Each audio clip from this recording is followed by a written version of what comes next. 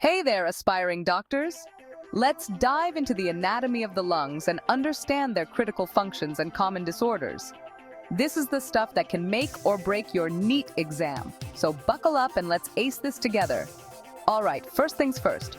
The lungs are a pair of spongy, air-filled organs located on either side of the chest or thorax. They are protected by the rib cage and separated by the heart and other structures of the mediastinum. The right lung is slightly larger than the left lung, which makes room for the heart. Now let's talk about their structure. Each lung is divided into lobes. The right lung has 3 lobes, upper, middle, and lower. The left lung has 2 lobes, upper and lower.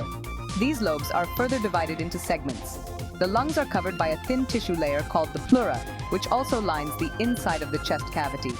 This creates a space known as the pleural cavity, filled with fluid to lubricate the lungs as they expand and contract.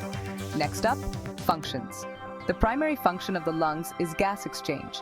When you inhale, air travels down the trachea, branching off into the bronchi and further into smaller bronchioles, eventually reaching tiny air sacs called alveoli.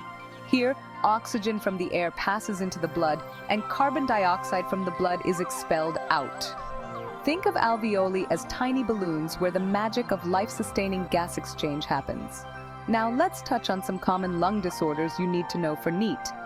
First, chronic obstructive pulmonary disease, or COPD.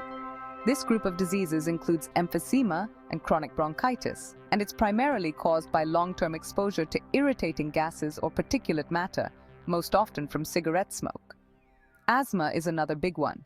It's a chronic condition where the airways become inflamed and narrow, leading to difficulty breathing. Triggers can include allergens, exercise, cold air, and even stress.